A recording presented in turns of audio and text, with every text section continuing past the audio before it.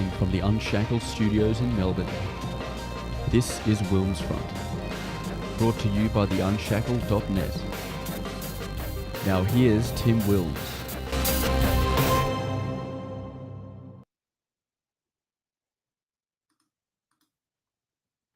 Hello everybody and welcome to this week's WilmsFront featured interview show on this Easter Thursday, the 17th of April 2025.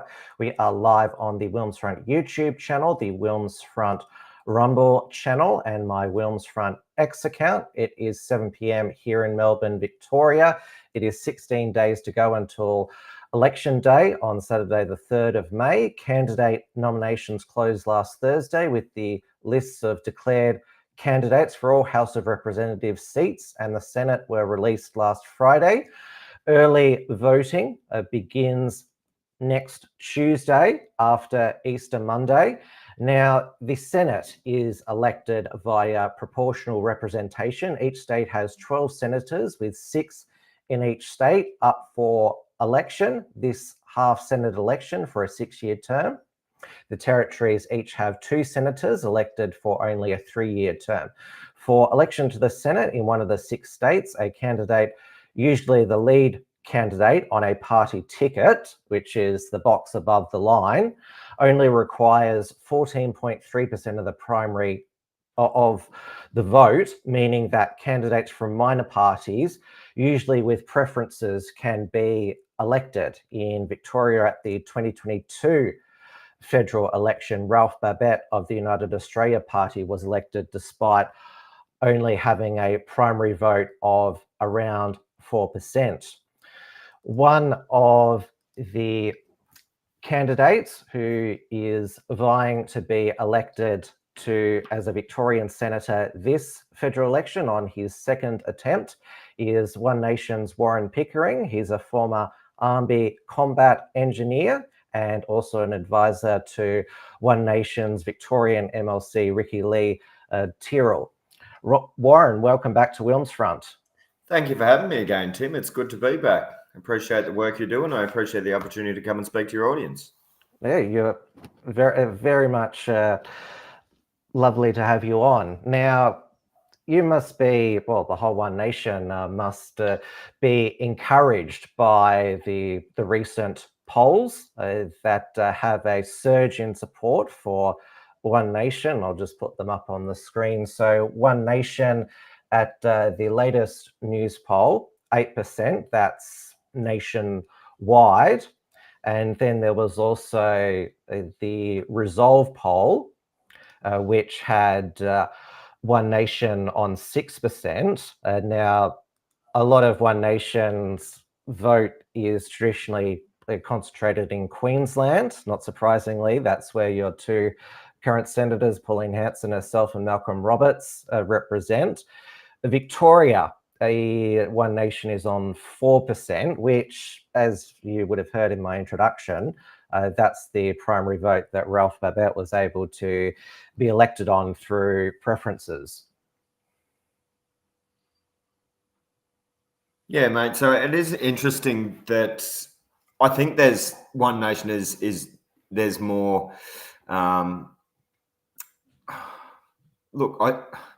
Due to the socialist state of Victoria and the way things are going and the detrimental impacts of both the successive Labor state and federal governments, I think One Nation has become a palatable alternative to disenfranchised members of both of the major parties. So there's never been a better time for people to vote for One Nation, and there's never been more interest in us as a party in Victoria. Look, we don't generally watch polls and use that as a guide, as a measure of success, because ultimately it doesn't necessarily translate. There is far too many variables to consider to say that, 4% it worked for Ralph Babet doesn't necessarily mean it's going to work here.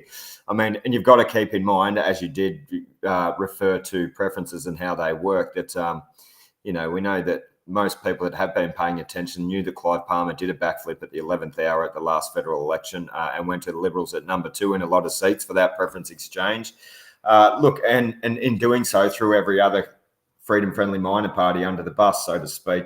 in an effort to secure that seat. But look, it's fantastic, and we love the work that Senator Babette's done. He's been great. Ultimately, One Nation preferences helped him achieve that as well, which is fantastic.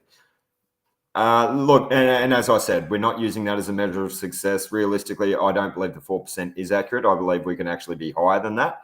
Just having a finger on the pulse and having worked in Victorian Parliament for the last couple of years and being state president of this party in Victoria, look, the growth has been exponential, and we have people from both sides of the fence. Disenfranchised members from both parties are joining the One Nation ranks. Ultimately, we require boots on the ground. So if anybody out there wants to volunteer, we're not advocating for just One Nation. We're advocating that, you should throw your hand up and advocate for whatever party shares your value set. Get out there and volunteer for them, because ultimately that's what's missing in this country.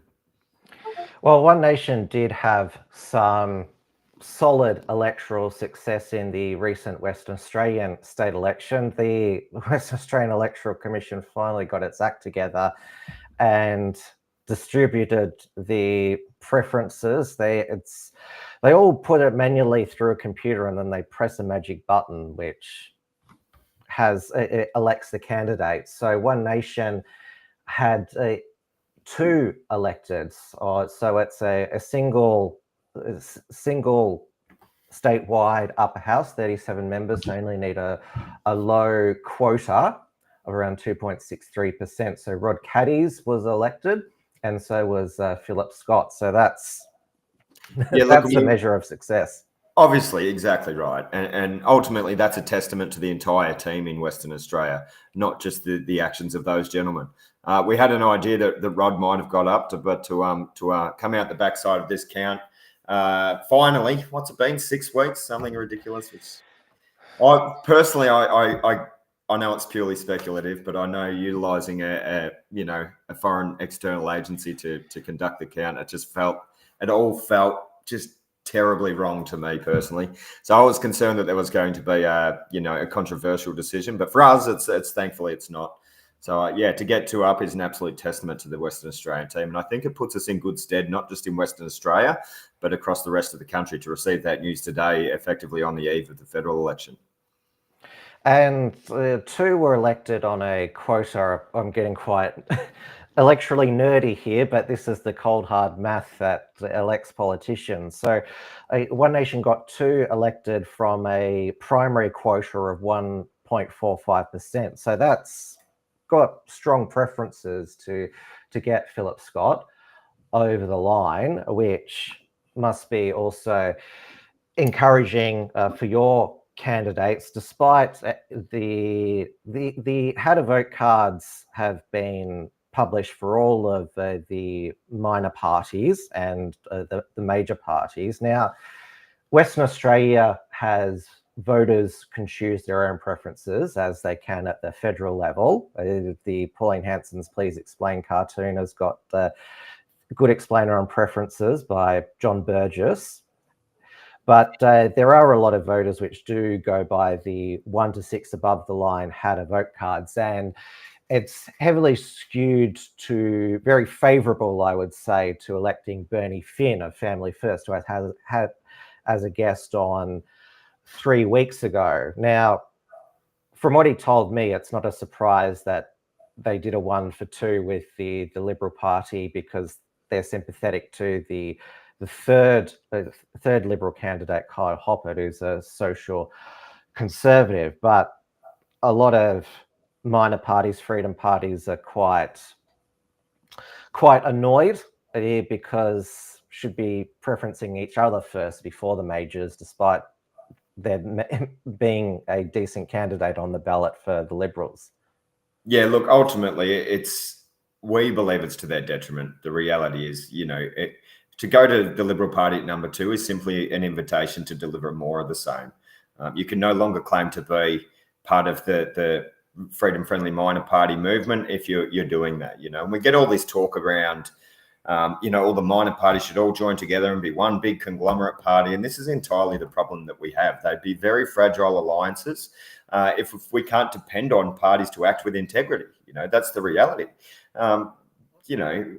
One Nation, will always preference with integrity. And that's what we've always done. And if it means we don't secure seats, but we're able to maintain our position of integrity and develop our percentage across the country, then we'll continue to do that. And I'd honestly say, contrary to what you just said, it wasn't very obvious that this was something they were going to do. As recently as 3 weeks ago, Bernie and I were still doing events together, and he was still talking about us all working together. So ultimately, we don't all need to work together if everybody acts with integrity. We simply need to preference internally first before going to the Liberal Party. And that hasn't happened. So I'd say Family First in its first federal election has failed the integrity test miserably. I'm not sure if you caught any of the 6 News New South Wales. Yeah, I did. Your One Nation candidate, Warwick Stacey, he very loudly called out Lyle Shelton, accusing him of reneging on preference deal, which Lyle denied.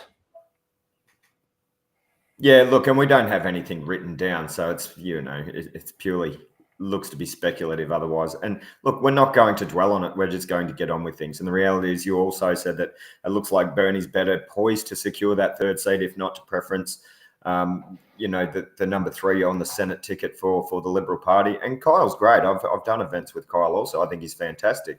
I just can't, there's just not enough overflow from the Liberal Party to get Kyle up. And I don't believe with what Bernie Finn and the Family First Party can do is also going to be enough. I just don't see it personally. Yeah.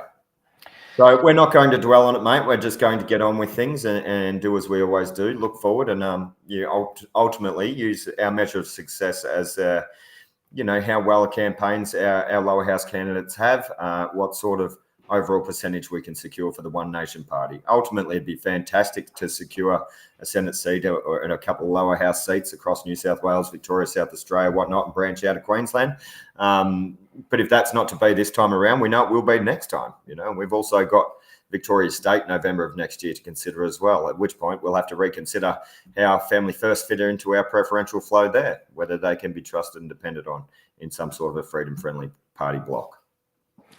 Yeah, I understand what you're saying about the time for sort of dwelling on it is over. And I've seen there's throughout this week on X and Facebook, there's a lot of finger pointing. And the point, well, I just made it before, that in federal elections, you can choose your preferences. I don't follow the how to vote cards that are given to me. I preference how I want to, and you can number more than 1 to 6. I should let our listeners know. You can, I'm not sure how many groups there are in Victoria, but you can number all the boxes. And I recommend the line.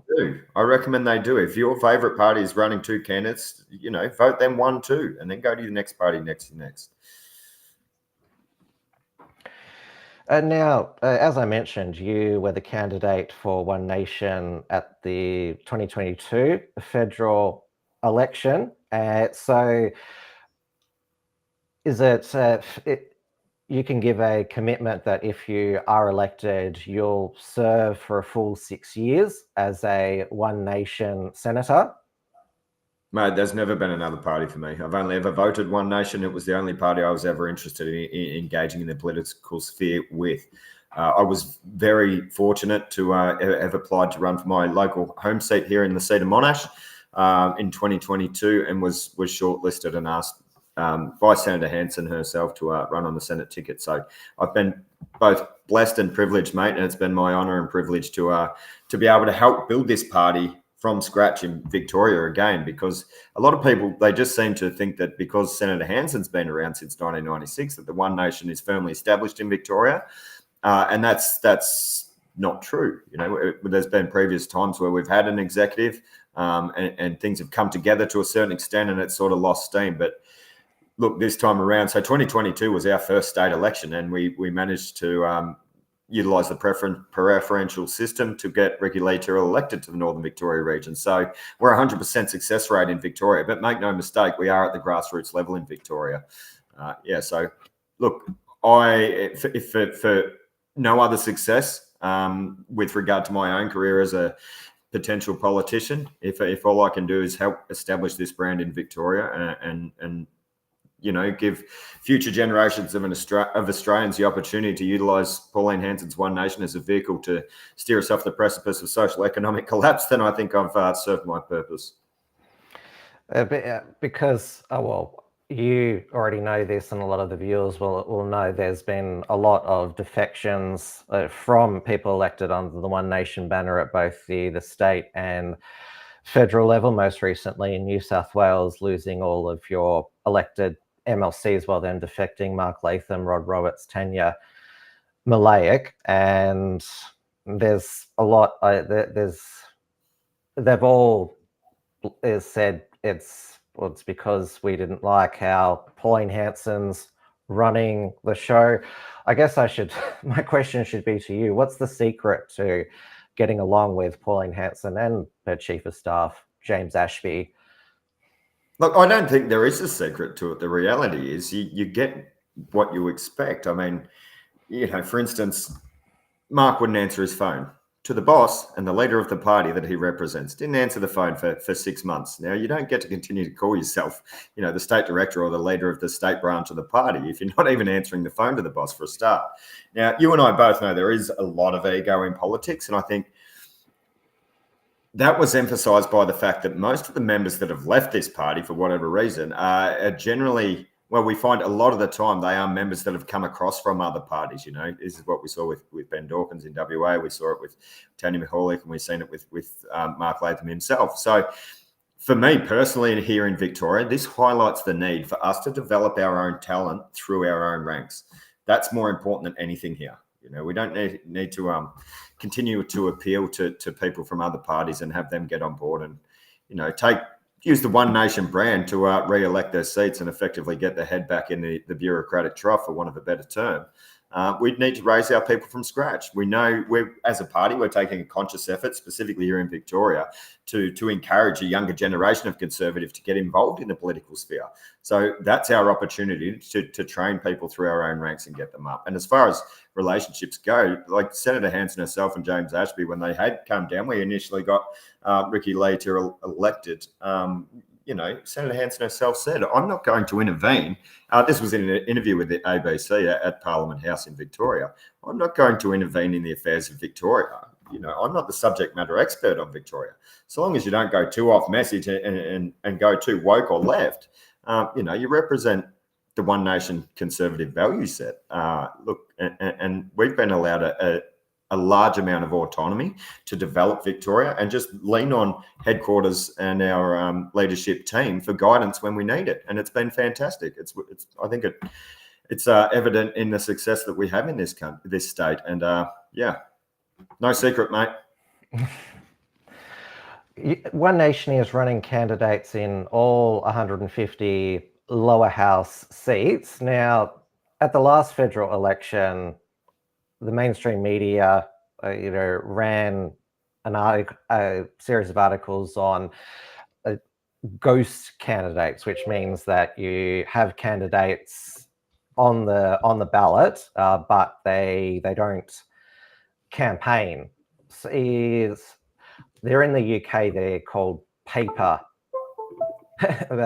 candidates. So, is there going to be some candidates who have just paid their nomination and are just, obviously it helps having the lower house to feed the Senate, and also if they get over 4%, there's the public funding.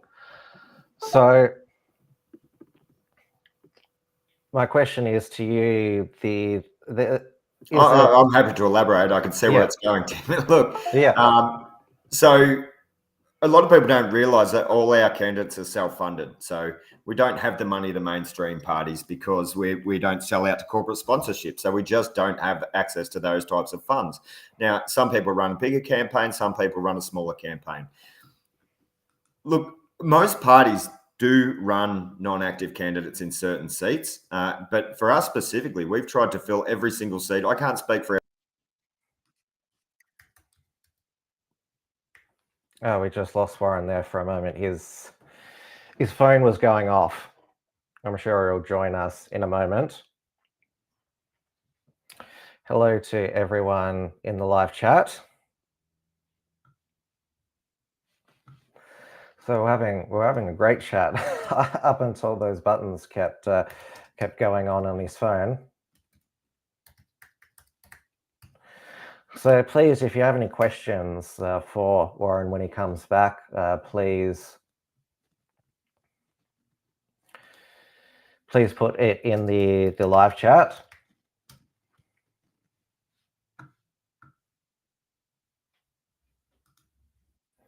Oh, here he's back now. My apologies, mate. Yeah, I heard all the notifications going off. You were trying to. No, sorry, mate. Look, so I'll go back to it. So, yeah, our candidates are self-funded candidates, and look, as tried as we've had expressions of interest open for about a year now. Most people have been too busy trying to keep a shirt on their back because of the tough economic circumstances under this Labor government that we actually got a suite of policies to repair, by the way, which I'd like to discuss a little further down the track. Now, we are running as many physical candidates as we possibly can, but we've still given people the opportunity to vote for One Nation everywhere in the country. That's the reality. People want to be able to vote for One Nation. We've given them opportunity. Here in Victoria, we haven't done as last time. And I think this is also a testament to how much we've grown in Victoria. In 2022, we didn't necessarily have enough people willing to put their hands up in Victoria to put their name on a seat. Whereas now, everybody we're running in a seat in Victoria actually lives in that seat, as far as non-active candidacy goes. But we do have a couple of seats, that there isn't an active candidate. It's not to say that person wouldn't represent that community if they were elected. It's not to say they're not a member of that community. And it's not to say you shouldn't vote for them. Because ultimately it does. It helps us achieve our upper house bid, which is realistically where our best shot is. I mean, there's a few very contestable lower house seats where we're trying really hard, but ultimately that contributes to our upper house game, and I think it's important to keep that in mind. Well, the lower house seat, which One Nation believes that they're with a chance with, is Hunter, and Stuart Bonds is again the One Nation candidate, which shows that there can be reconciliation between an ex-member, ex-candidate, and Pauline Hanson. So obviously, Senator Hanson is not an unreasonable woman at all. So obviously, Hunter is way up in the middle of New South Wales. Do you think that Stuart is a good chance? Look, I'm not. Honestly, you would have looked at in more depth at the numbers for Stuart's chances than I have. But look, I think what's important to remember everywhere across the state at the moment, everywhere across the country at the moment, is that Albanese secured government with 33%, such a low amount, and whether Dutton gets up or whether it's Albo again, it's likely to be a minority government with even less than that. So the two-party preferred is well and truly on the nose. And the reality is, I think, whether it's this election cycle or the next one, we're going to start seeing lower house seats fall in federal elections with, I believe, between 18 and 25% of the vote. It's inevitable. It's going to happen in the next 4 or 5 years. So keeping that in mind, I think this at some point there's going to be a catalyst that creates a domino effect. And, seats like Hunter could be that catalyst. Well, I think there could be up to 30 crossbenchers elected, non-Liberal, Labor. I think there could be plenty of surprises because of Liberal and Labor National taking seats for granted.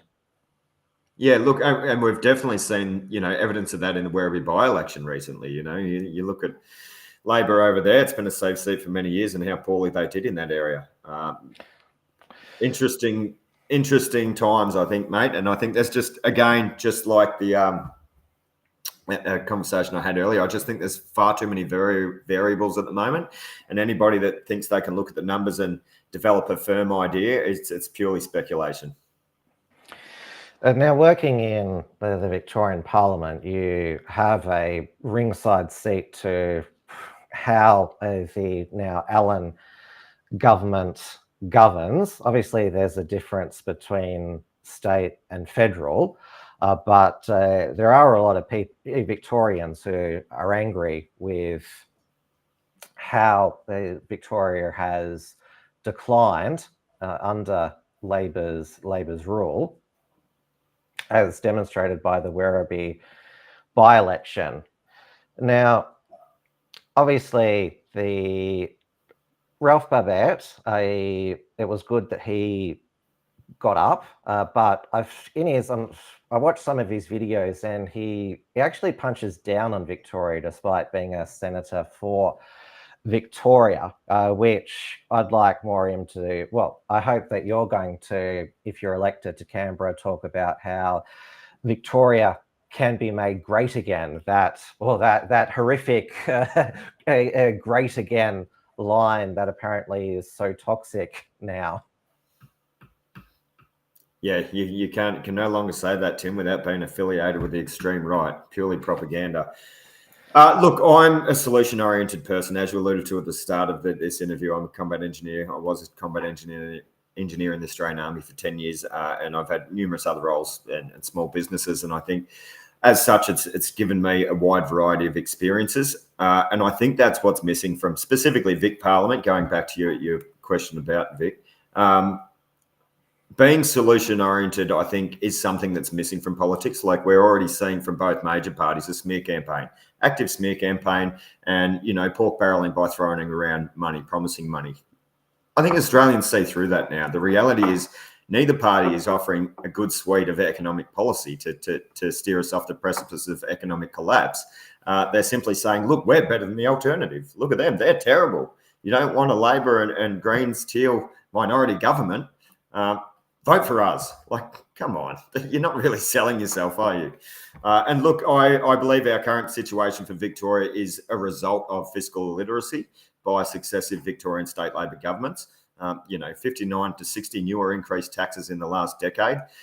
It's evident to the fact that they don't understand the free market economy. They don't know how to remove red, green, or black or blue tape to support the free market economy, which sustains this state's GDP. The only way they know how to make money is to place further taxes or levies or whatever you want to call them. They're all taxes, let's be honest, on the Victorian people. And as a result, we are the least business-friendly state to do business in the state in the country now. It's 123,000 businesses closed or moved interstate in 2023 alone. That shows you the state of things in Victoria. So you're a free market guy. Are you allowed to say guy? I don't know.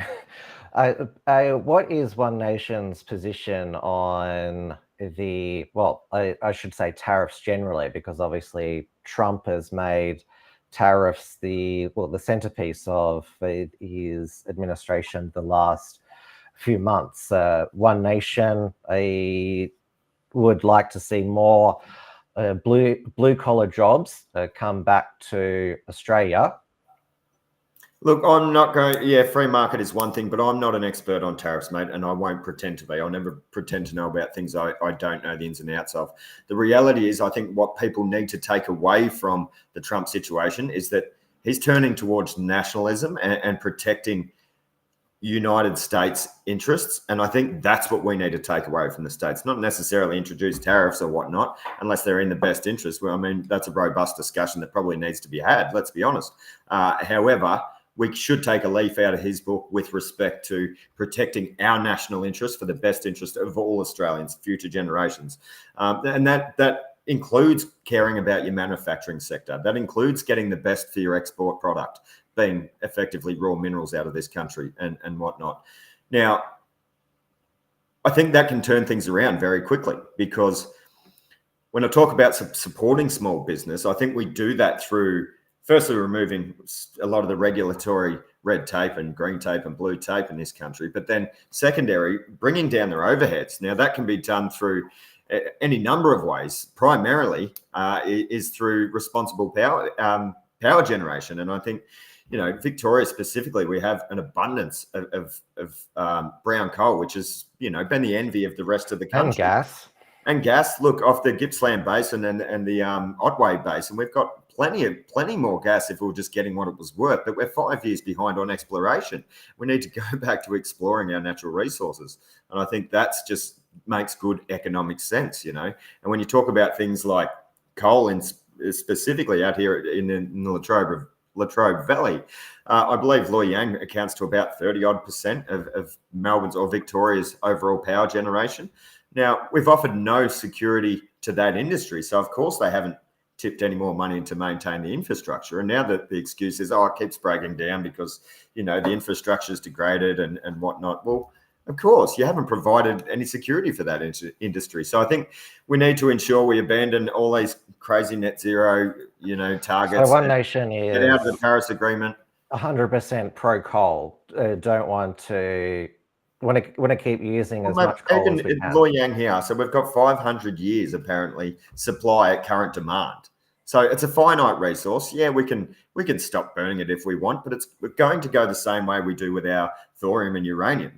We'll sit on our moral high horse and say, look at us, we don't burn coal, we don't have any nuclear power here.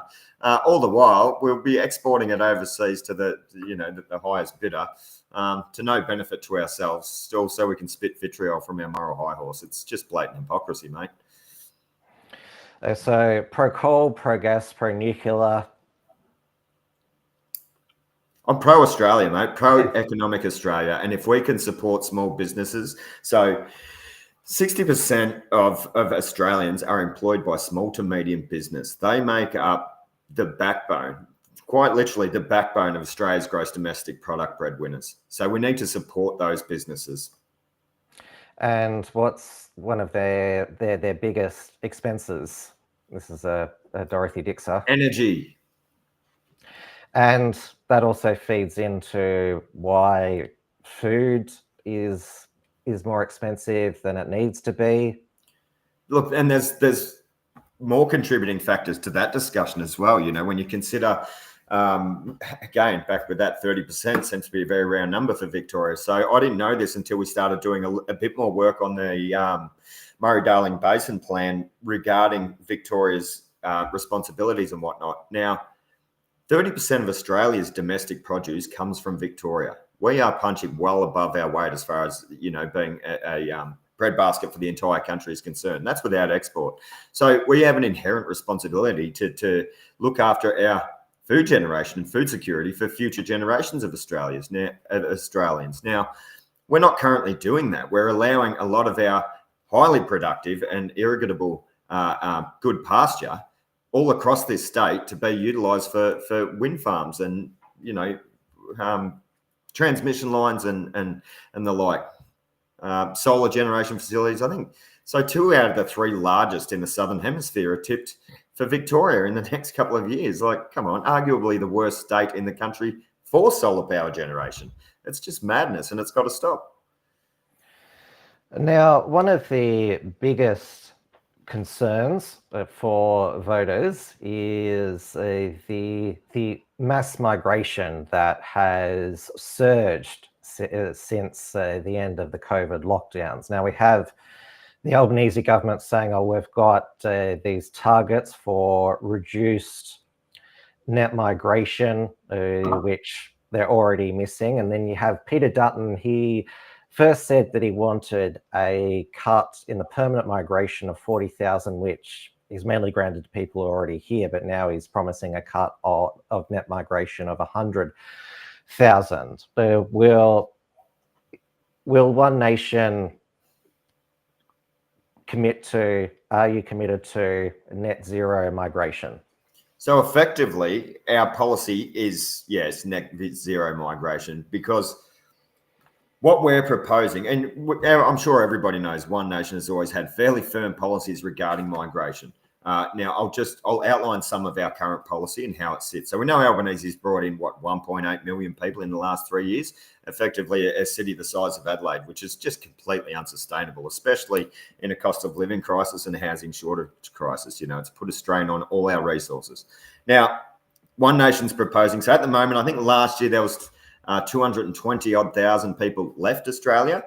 We're proposing to cap it at 35,000 people coming into Australia. So effectively, if those numbers continue, 220 a year leave, then we're effectively going backwards. So not only net zero, but we're going backwards. We're also proposing that the 75,000 people that are still here illegally after having overstayed their visas and whatnot, should be deported. There's people taking advantage of our kindness and our welfare system in this country. A lot of those people are economic migrants. They may have been fleeing persecution, but why on earth do they have to travel past, 6 or 7 other countries or 5 other continents to get here? That you're no longer, trying to flee from persecution. You're an economic migrant. Look, outside of that, we also propose that anybody that does come here should have to be here for 8 years before they can apply for permanent citizenship. I think that's completely reasonable. If you're prepared to move, which is double the current, which is 4 years. Correct. So if you're prepared to be a member of this community and contribute to this community for 8 years, then you can apply for citizenship. And I don't think that's unreasonable.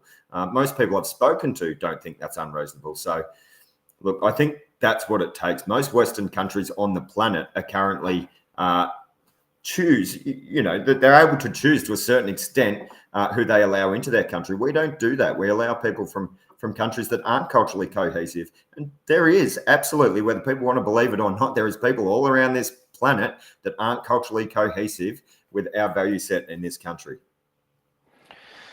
I mean, it goes without saying that One Nation would abolish multiculturalism, because I think it's a failed enterprise, mate. We know it is. Multi-ethnicity is fine, but multiculturalism has failed. I've heard that a bit lately, and it's absolutely true.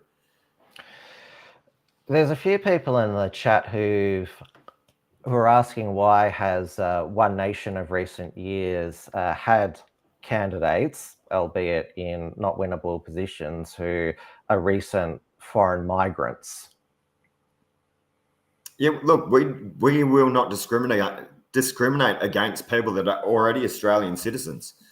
What we're saying is we need to make it harder for this to occur. But people that are already Australian citizens that share the One Nation value set, I don't have a problem with them. And like I said at the start, all our candidates are self-funded. If they're prepared to put their hand on their heart and stand for the One Nation value set and abide by the rules of this land and the Judeo-Christian value set that this country was founded upon, I don't have a problem with that.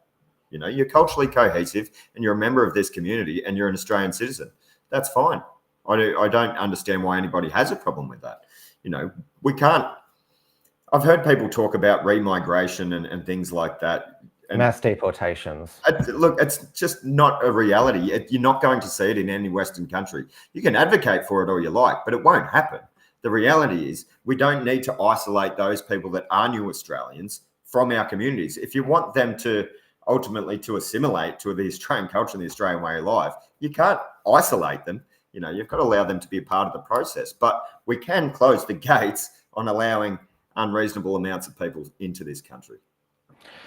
What I am in favour of is, and I'm sure that One Nation would do the same, is a policy of an Australianisation, because the reason why, in part, we are seeing a lot of new migrants basically spit on this country is because they're taught to hate this country. I mean, it's the contradiction. Same with the white Antifa socialists. They spit on this country, but take all the benefit. We've allowed the raging intolerant left to make this okay. It's okay to hate this country. You should celebrate your own culture above and beyond that of the culture that the country that you've adopted. I've heard some of them say, "Oh, we have no culture." Like, are you kidding me? They just don't understand what they're talking about. They've been indoctrinated into this self-loathing position, and they actually hate themselves on their own European heritage. The reality is we do have culture, and it should take precedence over any other culture. You're welcome to celebrate your own culture, but not to the detriment of this culture here in Australia.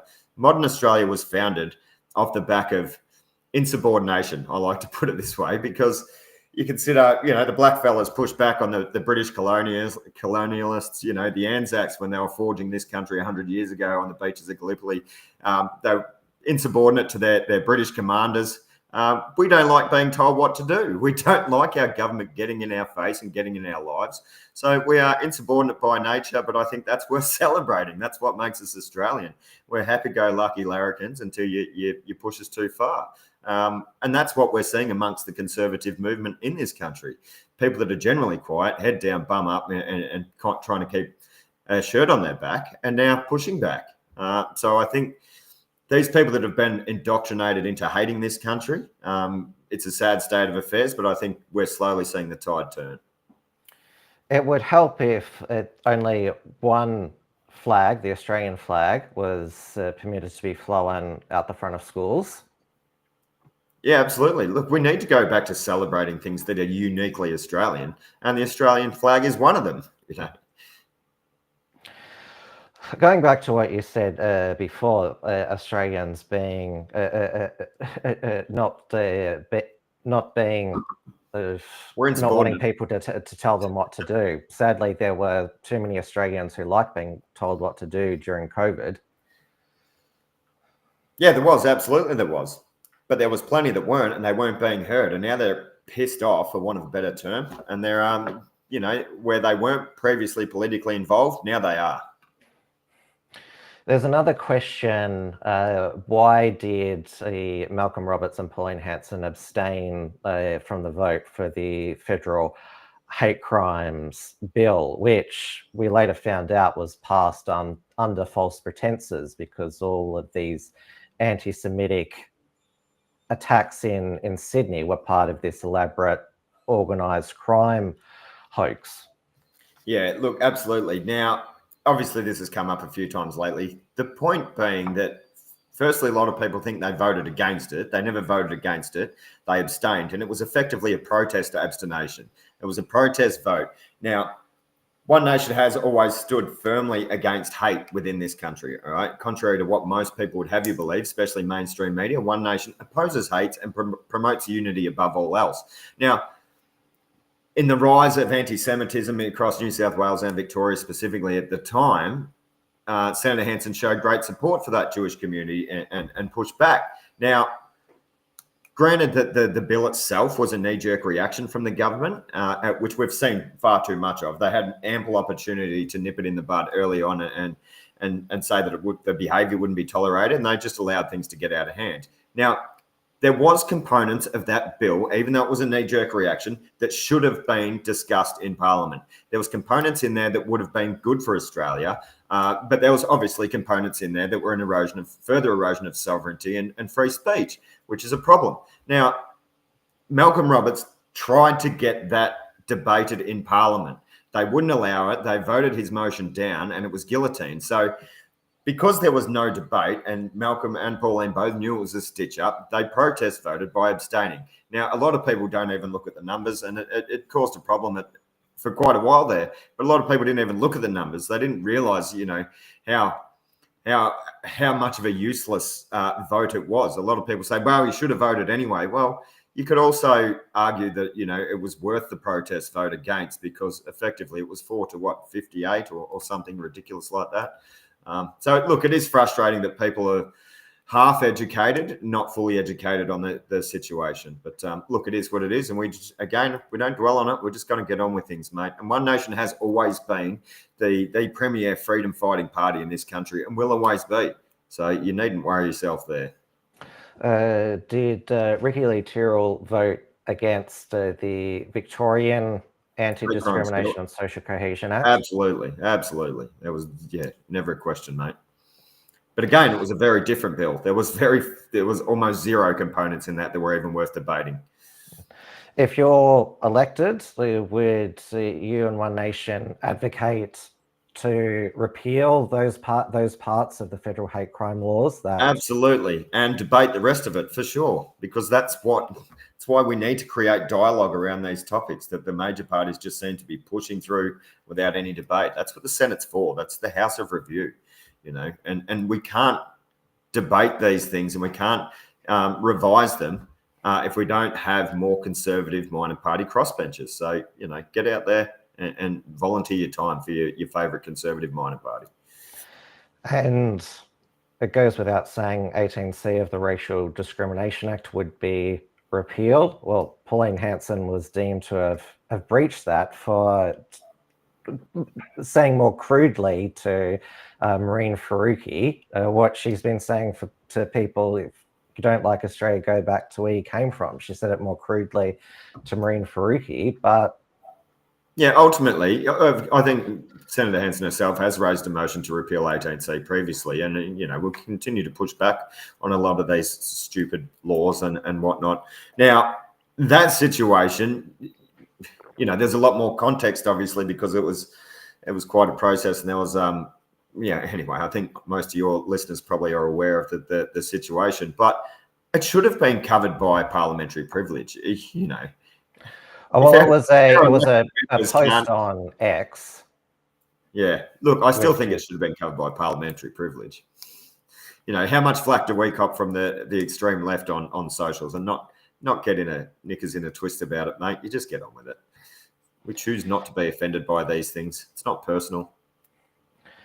Now, we had over in the UK at Supreme Court a rule that its Equality Act, the definition of a woman is a biological woman.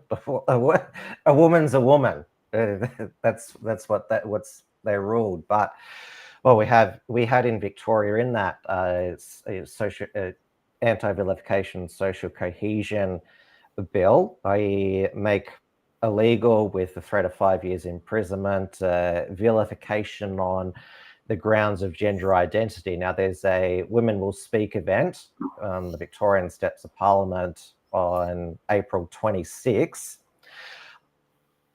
Will the speeches there, I wonder, be deemed to have broken those laws? And at the federal level, we have a Sex Discrimination Act, which doesn't define sex. This is how backwards we are here.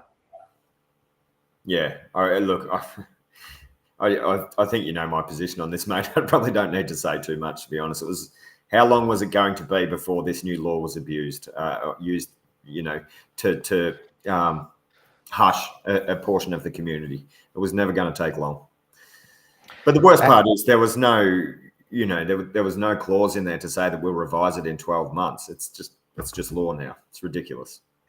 And the same way, is it the same with the Sex Discrimination Act, which doesn't define sex at the federal level? Yeah, exactly right. Sal Grover got told by federal court justice that sex is changeable. Biological sex is not, mate. You know how I feel about all of this. And obviously, you would join Pauline and Malcolm. I mean, Pauline Hanson, she's not going to give up trying to push for a proper federal review into puberty blockers and cross-sex hormones administered to minors, children. Oh, look, we know it's garbage, mate.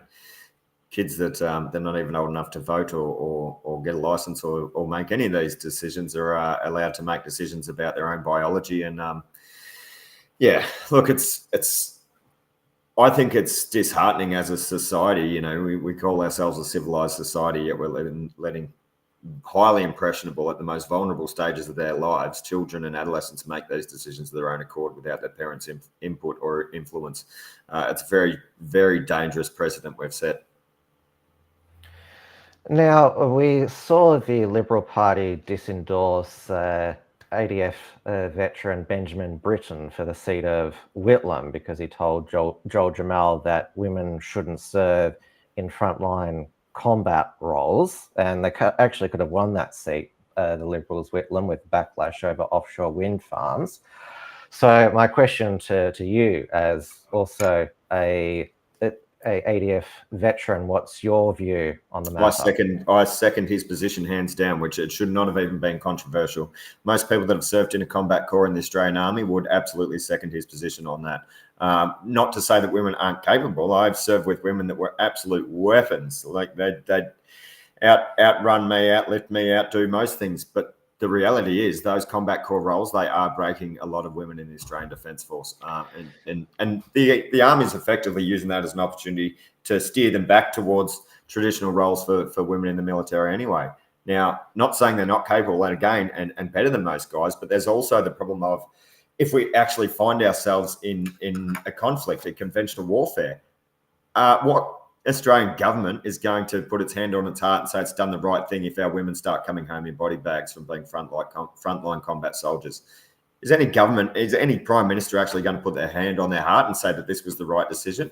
Now, as combat soldiers and as people of the Australian culture, we tend to protect our women. It's a natural instinct for us. So we don't train that way in a combat fighting team. You know, if one of your team goes down and you've got an objective, that is your primary objective. You know, we teach self-aid, buddy aid, first aid. So if you go down, if you get shot, then you're to provide, and you're still conscious, obviously, provide your own self-aid first.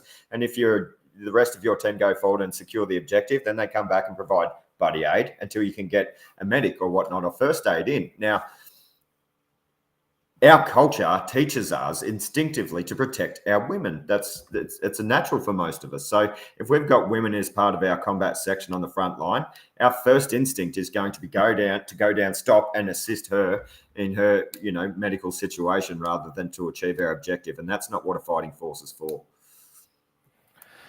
Well, you mentioned with the Australian government be like where women coming home in body bags, but the recent history is they're prepared to do a lot in the name of gender equality.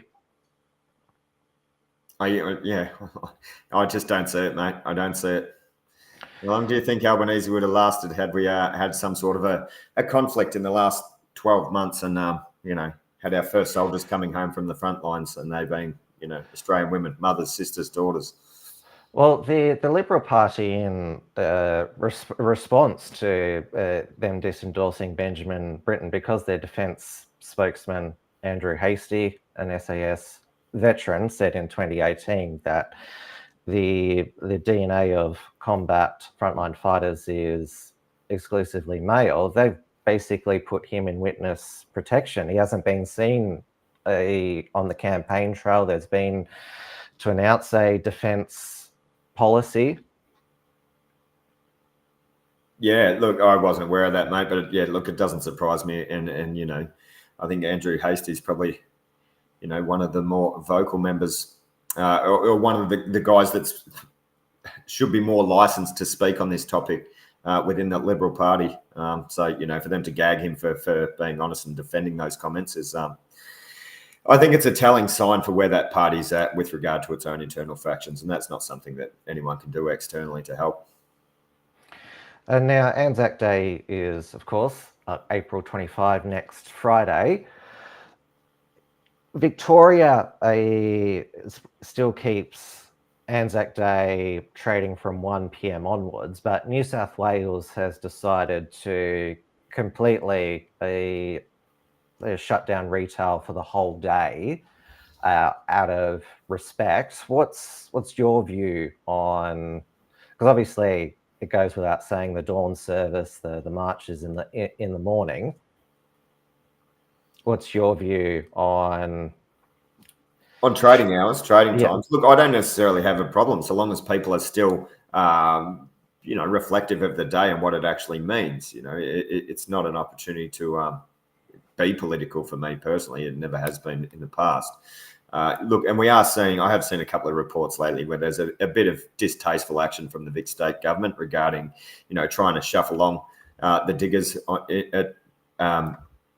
in Melbourne at the memorial so that they don't impede traffic that's trying to get off trains and get to the footy. Well, the footy is an Anzac Day football match, so get over yourself. But, you know, I think that's probably the mainstream media making a bigger deal of a situation than anything. However, if we start to see things go that way, then I'm absolutely prepared to politicise Anzac Day because we get 2 days of memoriam for the people that served this country, made this country what it is. Yeah, and I think we need to have some respect. But as far as, you know, afternoon retail is concerned, I personally don't have a real problem with it. Some might. That might be controversial to some, but I just thought it'd be interesting to get your view. Well, thank you so much, Warren, for giving me your time. Now, when I was trying to arrange this interview, I tried to message your Facebook page, but you told me that you've been banned from it. Not even banned. The trouble is, so my political Facebook page, it was previously connected to a personal one, and I've tried to re-register a personal one with 3 different phone numbers in the last 3 months, and all 3 of them have been shut down within a day. So yeah, look, What happened to Hard to say where there's some Zuckerberg? shenanigans there going on, mate. But look, the reality is social media is not going to secure seats in this federal election anyway. That is not where this election is won or lost. What happened to Zuckerberg's new open Facebook? Yeah. Well, it hasn't arrived in Australia yet, I don't think. So you're not on any social media? Yeah. Look, I'm on Instagram. I'm not very active, but I am on Instagram. My efforts for this federal campaign, more so than the last one, is to support my lower house candidates and their campaigns. And overall, as I said, measure of success will be to raise the percentage in this state. Well, good luck for the rest of the campaign. Now, Appreciate it. I'll disclose to you and my audience, I actually haven't decided who I'm going to vote for. So it's part of the candidates who I'm inviting on. It's actually they're pitching for my vote as well. So and that's where I probably differ. I'm not pitching anyone for their vote specifically. I'm telling you to go out and research all your conservative-minded parties first and decide which one's values align with you best. But keep in mind that One Nation is probably the best opportunity as a vehicle that's actually capable of producing effective and lasting change in this state. One Nation is probably, very capable. Well, early voting starts on Tuesday, though I'm encouraging people to vote on the day so your vote's not sitting in a pile for a couple of weeks. So that's an interesting one too, because what we've seen at the last federal election, you're probably more accurate on the numbers than me, but I believe 50 to 60% of Australians voted in pre-poll at the last federal election, which is good because none of us minor parties have the numbers to cover every booth on election day. We just don't. It's highly unrealistic. I think even the majors are now struggling, to be honest. And that's probably why Albanese's picked the dates that he has, because effectively we're 3 days shorter and the hours have shortened as well. Instead of going until 8 o'clock at night, pre-poll now closes at 5 o'clock, which kind of defeats the purpose in a lot of instances. But we're thinking we'd be able to cover 60% of the population in pre-poll, but now it looks like there's going to be a consolidation towards election day. So yeah, that's probably a good idea, mate. Encourage people to go in on election day when we're actually trying to man every booth. But I'm also advocating that people jump on their phones and jump on the how to votes of their respective parties so that you're carrying it in there on your phone. It saves us having to waste paper and it saves us having to try and find someone for every single booth in the country.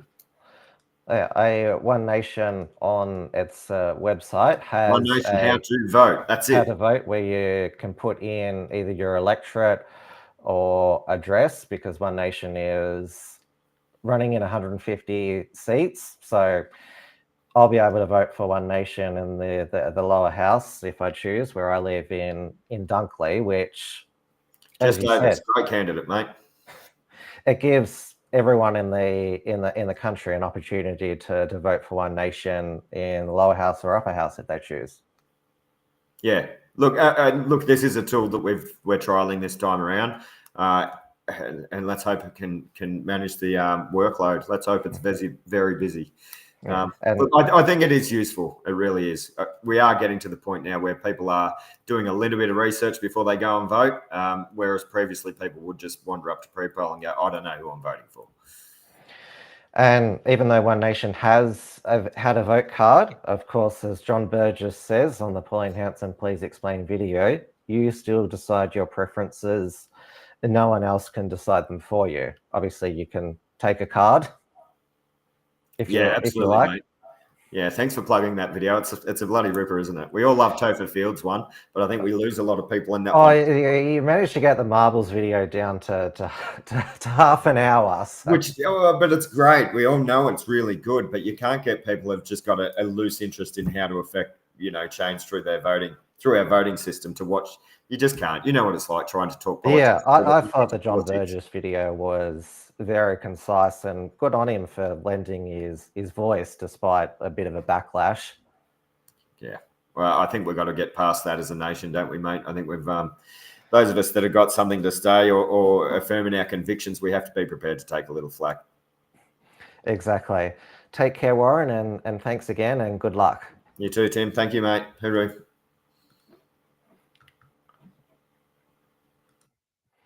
All right, everybody, that is WilmsFront for another week. Now, I still hope to speak to the other Freedom candidates for the Victorian Senate.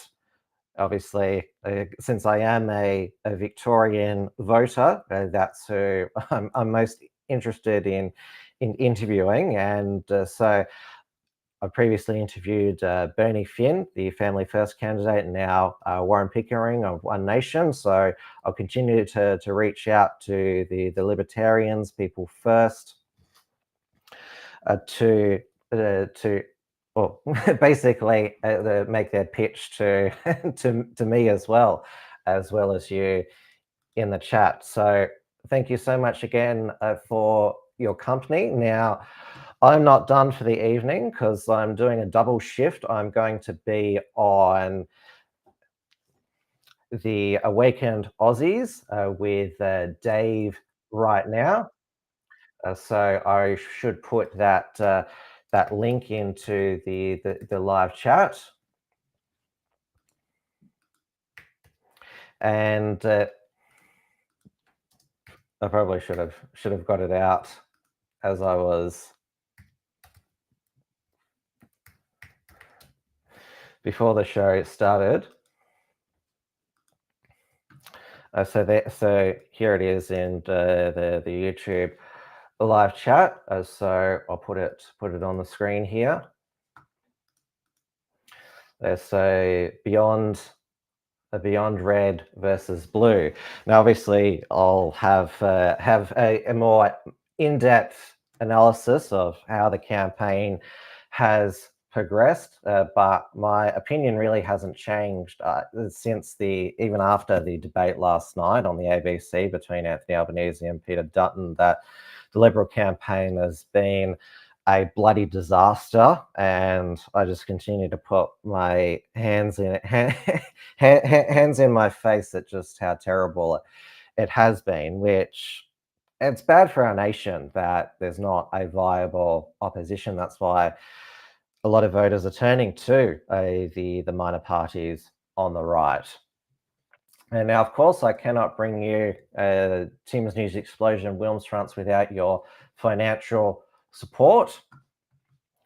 So please consider either supporting the Unshackled through the unshackled.net/membership. I still use the unshackled.net for our articles. So bronze $5 per month, silver $10 per month, gold $25 per month, platinum $50 per month, or you can sign up for a year, bronze $50 per year, $100 per year, gold $250 per year, platinum $500 per year, or you can sign up for a membership on Substack, where our Unshackled Productions archive is now housed, and also where I send out email alerts for upcoming Unshackled productions, such as WilmsFront tonight. So you can take out Substack membership for $5 per month, annual $50 per year, or founding member for $500 per year, or you can sign up for free just to be on the mailing list. And of course, that helps. So does making sure you subscribe wherever you're watching WilmsFront YouTube, Rumble, Replay, and Odyssey, or podcast. Subscribe, click the bell to allow for notifications. And now I will publish a fresh report from Tiger Mountain with Richard Wollstonecroft this weekend. So even though I recorded them last Friday, I've just had a crazy lead up to Easter, but I'll knuckle down and pump out a report. I definitely listened to Richard's latest appearance on Sam Newman's "You Cannot Be Serious" podcast, where it's called "Calling Out Dickie," where the first 7 minutes, Sam ambushes Richard. He calls him Dick from Muffs, accusing him of using his appearance on "You Cannot Be Serious" to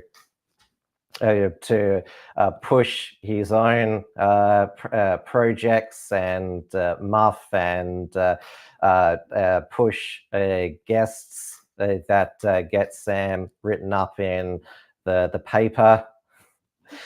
Obviously, there was the one with Thomas Sewell and Blake Cottrell, the most recent one with Paul Motor, but it's something I wasn't expecting, and Richard wasn't expecting. So listen to it. At least for the first 7 minutes, because I was quite surprised, Sam Newman, when I figured you out, Dickie. You're using me to push your brands, and so it was entertaining, which You Cannot Be Serious always is.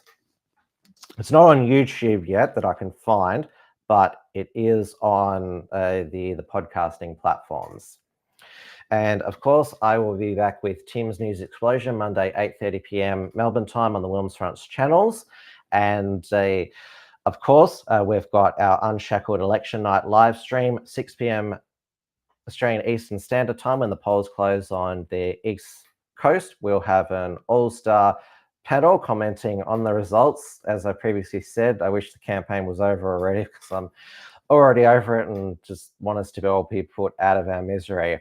Now, happy Easter to everyone, and also stay safe on the roads, because there are too many fatal car crashes throughout Australia, people rushing on Easter travel. So please stay safe, be patient on the roads, because it is very busy. So arrive, survive. That's the advertising slogan, which is actually pretty good. So I'll see you all on Awakened Aussies in an hour. If not, then I'll see you for WilmsFront. Tim's News Explosion on Monday evening. Good night, everybody.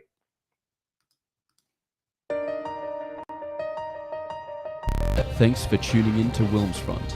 Visit timwilms.com to view the archive of episodes, and keep visiting theunshackled.net to view all our shows, and to keep up with the latest real news and analysis.